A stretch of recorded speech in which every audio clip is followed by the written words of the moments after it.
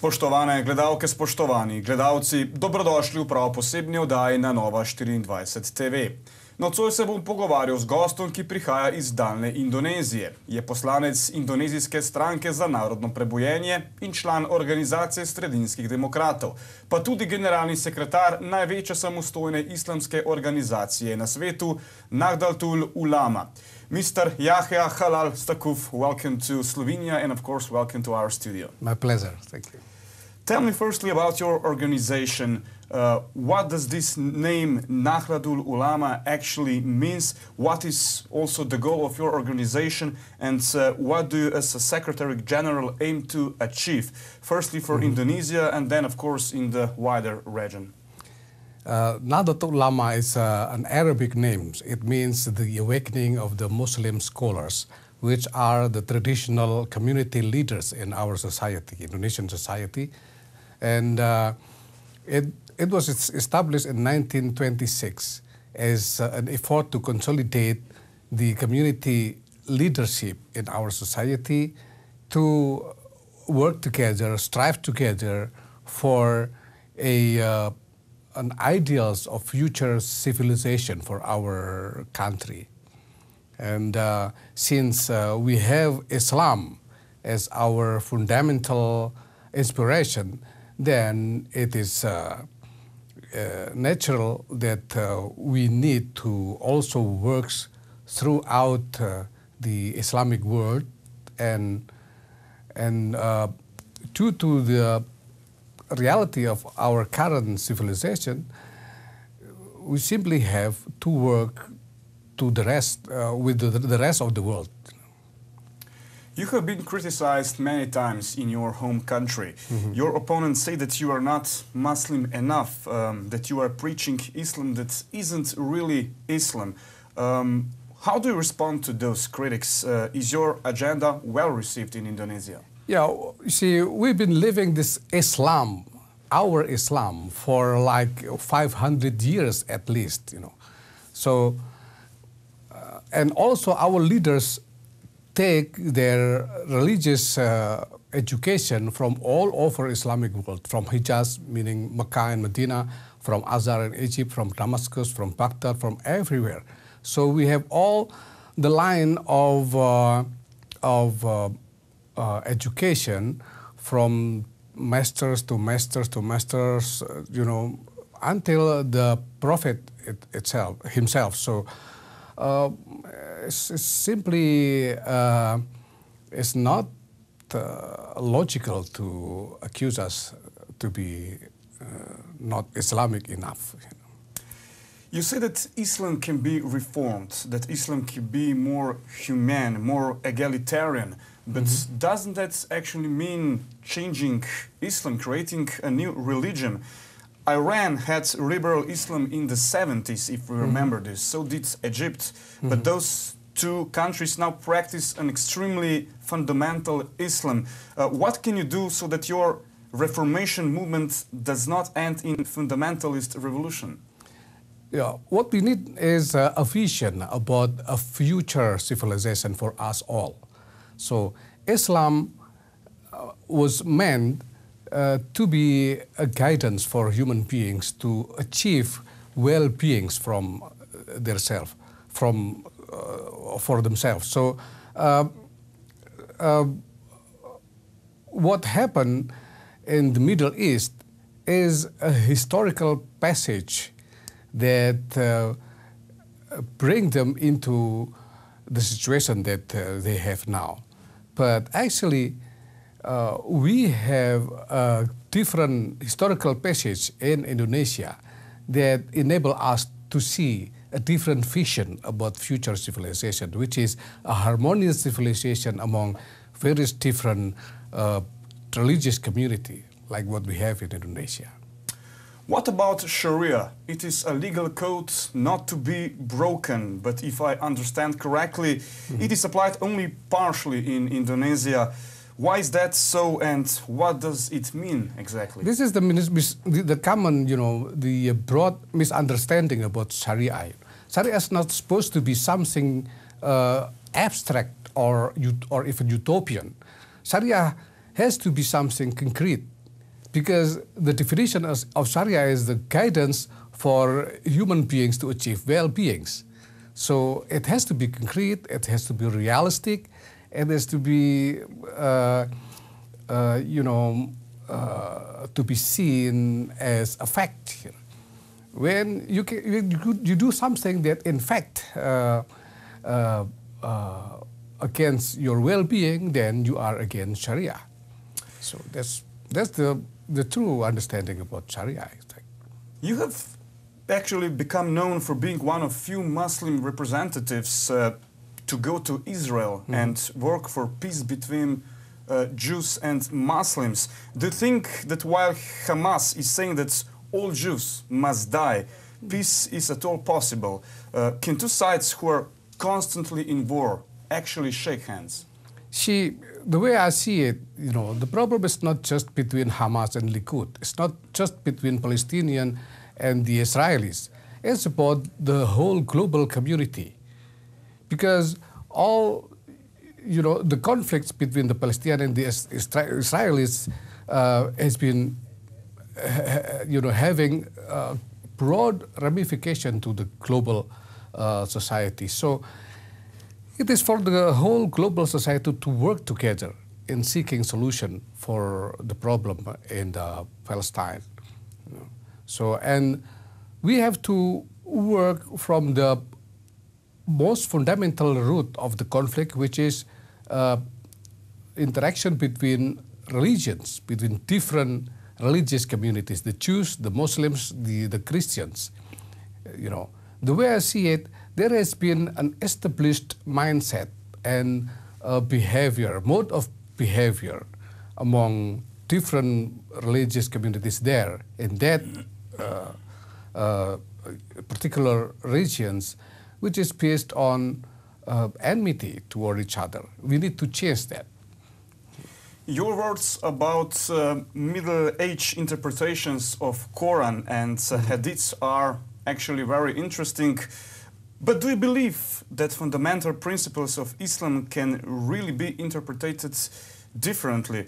There is a joke in the West going something like, Islam is the religion of peace, but only if all people in the world are Muslims.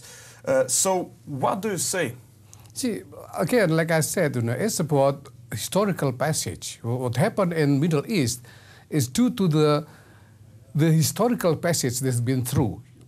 They've been interpreting Islam the way they did because in response to the historical reality that they encounter. So we can have a different mode of interpretation. And it's, in fact, it is possible because we did it in Indonesia. We actually did it in Indonesia. We have a different mode of interpretation about Islam. We managed to develop a peaceful, harmonious society with a very heterogeneous manner, with all different religious communities living together. Thank you. Mr. Pak Yahya, if you bring people from outside into Europe, is it not logical to try to understand how these people think? Could they also bring problems with them? Many migrants, for example, that are coming to Europe were absolutely happy living under ISIS. That's it. That's why I was talking about your capacity to cope with the problem. You need to have a clear understanding, comprehensive understanding about the nature of the problem, including the mindset of these people. Because it's not just about the economy. It's not just about adding some number of people into, larger numbers of people in your society. It's about adding some people with a different culture or different mindset, maybe problematic mindset and mentality. You have to think about the strategy to cope with that problem. So this is probably a fundamental question. If you know the problem, you know how to fight. Yes, yes. You represent the good model of civilization that accommodates different people. How do you fight back your opponents' radical Islam? You have those problems in Indonesia. See, this is why our leaders in the past established the organization, the Nahdlatul Ulama. Because this problem is not new to us. It's been coming to us over and over and over for centuries. And we've been fighting to preserve our harmonious civilization against this element of threat. So we established Nahdlatul Ulama as an instrument to raise social movement, to achieve social consensus, to deal with the problem. That we don't want Indonesia to be destroyed by these supremacists, segregative, ideas and groups. So we fight back through social movement and through any means that we have in hands to raise a campaign against this threat. There is another very important question that we have to answer. Is Islamic State authentic Islamically? Yeah, like I said, there is a medieval mode of interpretation about Islam. And what ISIS is doing is trying to impose that medieval mode of interpretation, which is obviously then become disastrous to our current global society and civilization. So that's why we've been calling for a reform in Islam. Reform means recontextualization. We call for Islamic world to realize the changing reality that we have now in our current civilization, and then come back to the fundamental purpose of Islam as a religion, which is to guide human beings to achieve their well-beings.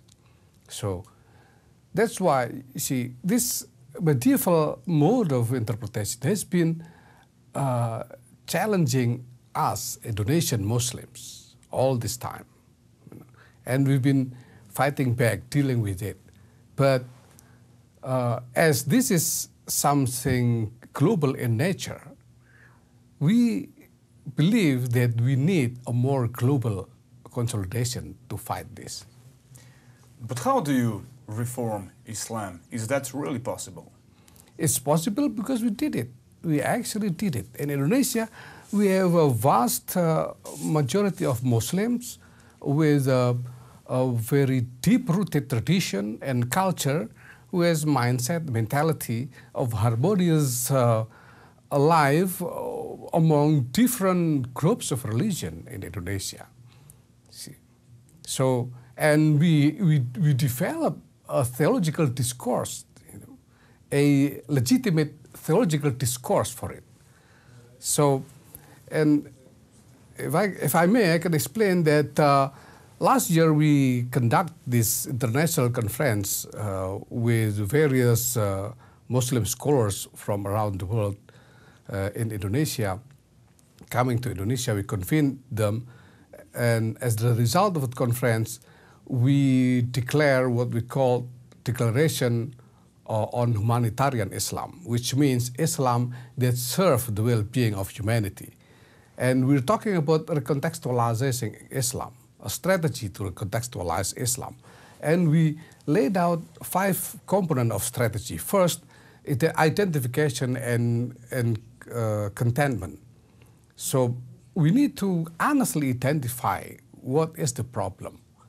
We need to acknowledge that what ISIS is doing is to impose the medieval mode of interpretation, which is problematic to our current civilization. We need to admit that ISIS have a legitimate references in the eye of Islamic orthodoxy, so that we can come to a logic that we need to change that. So secondly, we need a conflict resolution, because all these conflicts involving different religious groups has been used as justification for enmity, to preserve the idea of enmity. We need to do that. Third, we need to generate alternative discourse on Islamic theology, which we did in Indonesia. So that we can have a theological discourse that will encourage Muslims to have more harmonious life with different religious groups. Then we need educational reform. In the Islamic educational institutions, this will have to do with curriculum, with the method, and so forth. And the fifth component is social movement. That's what we do. That's what Nahdlatul Ulama does. We do social movement to consolidate the society, to move against this threat of radicalism. Pak Yahya, we are at the end of our short conversation. You have taken steps to ensure more peaceful coexistence of humans.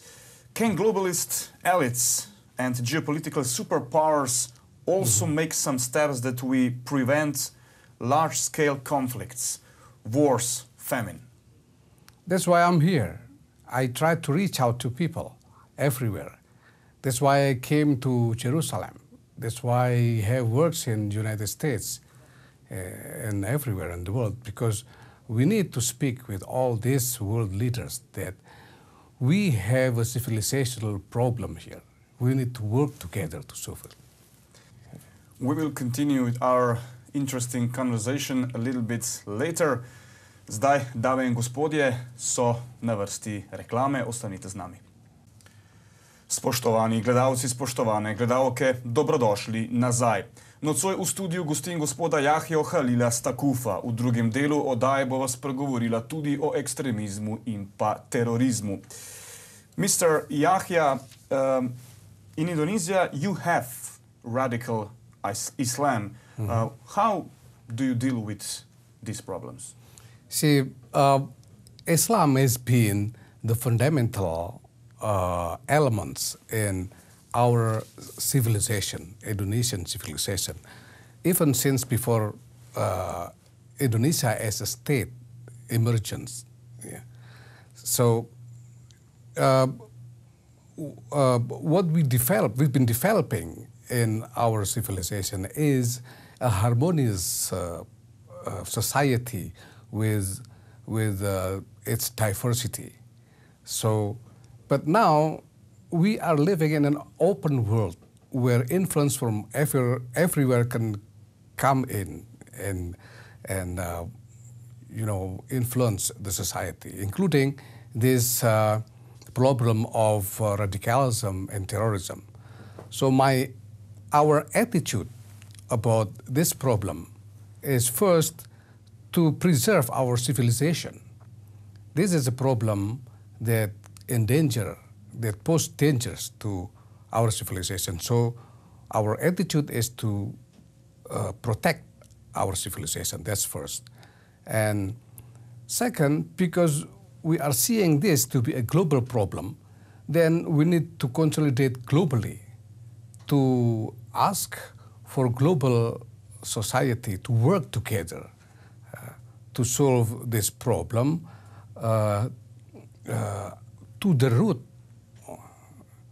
So that's why we've been calling for an honest conversation about this problem. Indonesia is also the biggest Muslim country in the world. How can you lead an example for other countries where Islam is predominant religion? It's not just about leading, See, people have to see the reality, the fact. It is obvious, nobody can deny that Islam is now facing a problem, because the whole world is concerned about how Middle East, about the dynamics in Middle East and where it's going to, you know. So now, you know, we need to work not just to save Islam, you know, not just to solve the problem with Islam, but also to preserve our global civilization from destruction because of this problem. Pak Yahya, you are helping in many programs to re-educate terrorists, to prevent future terrorism. What is the first step to prevent outbursts of violence and hatred? Religion plays its role. Every attacker in Europe died with Allahu Akbar on his lips. See, basically, the way we see it, what we need is a reform, is a contextualization of Islamic teachings. What these terrorists have in their mindset about Islam is against this middle age mode of interpretation. We need to make them realize the changing reality that we have now, and that Islam should adjust, you know, because Islam is supposed to contribute to the well-being of humanity. It's just inconceivable to see Islam as a source of destruction. How can you have faith in a religion that is in fact become a source of problem to humanity? So if you see Islam in a way that can pose a threat to humanity, then it's supposed to be a wrong Islam that you understand, you know. How do those terrorist attacks in Europe, there have been many in the last couple of years, affect you? Are you hurt by these attacks in the name of a religion? Yeah, they did the attacks not just in Europe, they did it in Indonesia also. It's also a real threat to our society. So again, this is for us all, the global community to tackle. And it's not just, you cannot, you know, European, for example, or Americans cannot outsource, you know, the solution of this problem to Islamic world. No, because it concerns you. Because this problem, you know, has impact to your security, your future. So you have all the right to engage and determine the result. Your agenda for living together in harmony is well accepted in the West. What about more fundamental Muslim leaders? Could you preach your ideals in, let's say, Iran, for example, or in Qatar or Somalia? Yeah, again, basically, fundamentally what we need is an honest conversation, a clear understanding about what the reality is, so that they can realize what future they can expect, you know. So if they can come to this objective, clear vision about the reality of the future, then hopefully, you know, we can find a way to solve this problem. But it also needs, in a practical way, it needs political wills from every direction, from the West and from the leaders in the Islamic world, you know, to achieve a better interaction, a better, a more harmonious world for us all. What is it that boys and men, migrants coming from those radicalized countries in Africa or Middle East have to hear, have to learn to live peacefully with us here in Europe? Well, what do they come for? They come for to find opportunity for a better future. Then they have to, it is also their responsibility to preserve everything that is good here in Europe. They're not supposed to pose any threat to the European society, you know, because it is the generosity of the European society to take them, That's one thing. And the other side, you know, the European society should think about their capacity to take problems. You know? Because these are problems. You take problematic people or people from problematic regions to come into your society, you know. So you need to think about your capacity to cope with the problem, you know. And when you calculate for your capacity, you need a clear and accurate understanding about the nature of the problem you are facing.